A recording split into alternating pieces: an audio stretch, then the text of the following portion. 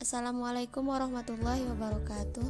Saya Sasliana Fitri, jurusan Akuntansi Fakultas Ekonomi dan Bisnis Universitas Jenderal Sudirman. Saya akan mempresentasikan mengenai standar audit 300 atau biasa kita sebut SA 300 tentang perencanaan suatu audit atas laporan keuangan. SA 300 ini dibagi menjadi 3 bagian.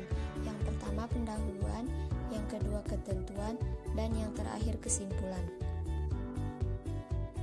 Yang pertama pendahuluan. Pendahuluan meliputi ruang lingkup, peran dan saat perencanaan, dan tanggal efektif. Ruang lingkup. Standar audit ini mengatur tanggung jawab auditor untuk merencanakan audit atas laporan keuangan. SA ini ditulis dalam konteks audit berulang. Pertimbangan tambahan dalam perikatan audit tahun pertama diidentifikasi secara terpisah. Selanjutnya, peran dan saat perencanaan. Perencanaan suatu audit melibatkan penetapan strategi audit secara keseluruhan untuk perikatan tersebut dan pengembangan rencana audit. Manfaat audit atas laporan keuangan adalah membantu auditor untuk mencurahkan perhatian yang tepat terhadap area yang penting dalam audit, membantu auditor untuk mengidentifikasi dan menyelesaikan masalah yang potensial secara tepat waktu, membantu auditor untuk mengorganisasi dan mengelola perikatan audit dengan baik, membantu dalam pemilihan anggota tim perikatan dengan tingkat kemampuan untuk merespon risiko yang diantisipasi, memfasilitasi arah dan supervisi atas anggota tim perikatan, membantu dalam pengkoordinasian hasil pekerjaan yang dilakukan oleh auditor komponen dan pakar. Tanggal efektif. SA ini berlaku efektif untuk audit atas laporan keuangan untuk periode yang dimulai pada atau setelah tanggal 1 Januari 2013 untuk emiten, 1 Januari 2014 untuk entitas lain emiten. Penerapan dini dianjurkan untuk entitas lain emiten. Selanjutnya, tujuan. Tujuan auditor adalah untuk merencanakan audit agar audit tersebut dapat dilaksanakan dengan efektif. 2. Ketentuan. Keterlibatan anggota tim perikatan utama. Rekan perikatan dan anggota tim perikatan lainnya harus dilibatkan dalam perencanaan audit, termasuk merencanakan dan berpartisipasi dalam diskusi di antara anggota tim perikatan.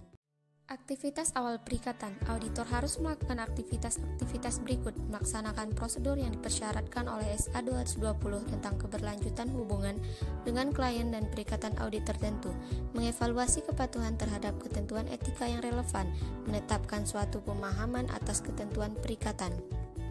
Aktivitas perencanaan. Adapun aktivitas perencanaan meliputi mengidentifikasi karakteristik perikatan yang mendefinisikan ruang lingkupnya, mempertimbangkan faktor-faktor yang menurut pertimbangan profesional auditor, memastikan sifat, saat, dan luas sumber daya yang diperlukan untuk melaksanakan perikatan. Memastikan tujuan pelaporan perikatan untuk merencanakan waktu audit dan sifat komunikasi, mempertimbangkan hasil aktivitas awal perikatan. Auditor harus mengembangkan suatu rencana audit yang mencakup sifat, saat, dan luas prosedur penilaian risiko yang direncanakan, serta audit lanjutan yang direncanakan pada tingkat asersi, prosedur audit lainnya yang direncanakan yang harus dilaksanakan agar perikatan tersebut memenuhi ketentuan. Aktivitas perencanaan lainnya adalah auditor harus memutakhirkan dan mengubah strategi audit secara keseluruhan dan rencana audit jika diperlukan selama pelaksanaan audit. Auditor harus merencanakan sifat, saat, dan luas arah, serta supervisi atas anggota tim perikatan dan penelaahan atas pekerjaan mereka. Selanjutnya, auditor harus memasukkan dokumentasi audit, yaitu strategi audit secara keseluruhan, rencana audit, dan setiap perubahan dalam perikatan audit. Kesimpulan. Dalam perencanaan audit atas laporan keuangan, tim audit harus terlibat dalam perikatan utama, melaksanakan aktivitas awal perikatan, melaksanakan aktivitas perencanaan, melakukan dokumentasi audit selama proses audit, dan melakukan pertimbangan tambahan dalam perikatan audit tahun pertama.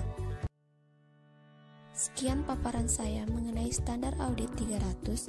Terima kasih. Wassalamualaikum warahmatullahi wabarakatuh.